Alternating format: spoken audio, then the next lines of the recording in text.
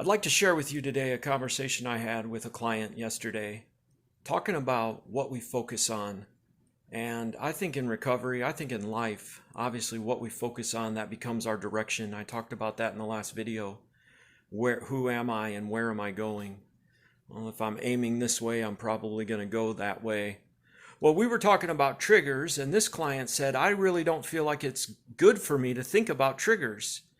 And basically, what he was saying is if I think that this is going to lead me to drug use, and that's going to lead me to drug use, and when I think about this person, it makes me want to use, and when I think about that thing, it makes me want to use, all he's thinking about is using, using, using. And he said, I'm concerned that talking about triggers is going to trigger me to want to use drugs.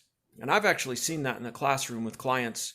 As we're talking about triggers, I've actually witnessed people, one gentleman in particular, I remember as we were talking about a particular trigger, I could see his hands clenching up.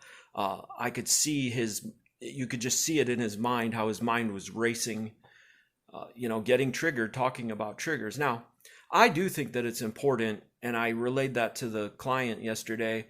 I do think that it's important for us to think about what triggers us because we want to avoid those triggers when possible, or at the very least realize that this could be a setup for a downfall. But it was an interesting thing that he was talking about, and I'd like to share that with you today, considering this idea that what we focus on becomes our destination. We need to think about what we focus on.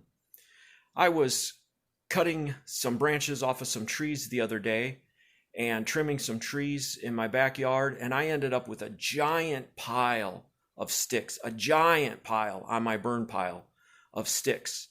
Now I let that pile set for a couple weeks, and afterwards I went out there and started a little fire trying to get some of those sticks burned out. And it was laughable how poorly this fire was going. And the reason is obviously it was wet wood. So what I would do is break up all these sticks and kind of feed the fire, and I would get a fire going, and it would smoke a lot, of course, because it's a wet wood.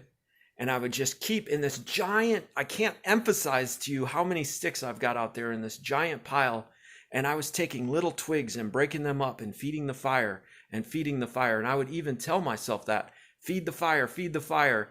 And it would go, and it would look like it's really going to start taking on, really get going, burning this wood up, and then it would die down.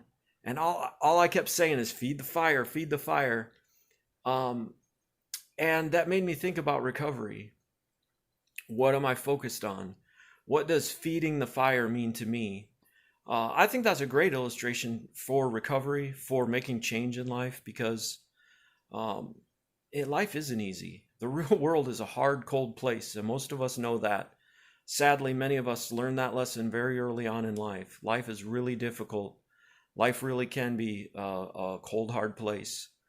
And doing what's right, making those steps, is something that we have to continue to do if we want to be the person that we're hoping to become.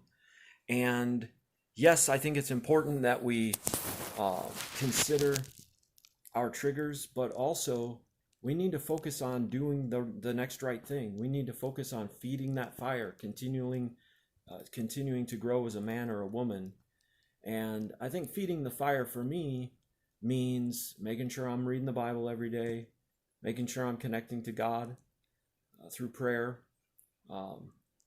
making sure when I mess up, I stop that as soon as possible, and turn back and do the next right thing. Maybe feeding the fire for you means going to meetings. Maybe feeding the fire for you means calling someone, continuing to call someone, continuing to make yourself accountable, especially in the early stages of recovery, or wherever you're at in development in life, as you're trying to be that person that you want to be. Or if you're a spiritual person, that person that you believe God wants you to be. Feed the fire, feed the fire, feed the fire. What does that mean for me today? That's my encouragement for you to consider. What does it mean for you today to feed the fire, to keep doing the next right thing, keep focusing on what I need to do today to get through today, to be the person that I need to be today? I love the Lord's Prayer. give us today our daily bread. It's the idea of saying, God, give me today what I need today to get through today. And tomorrow I'm going to ask you again, God, give me today what I need today to get through today. So I encourage you, consider what it means to you to feed the fire and keep making those steps. God bless you.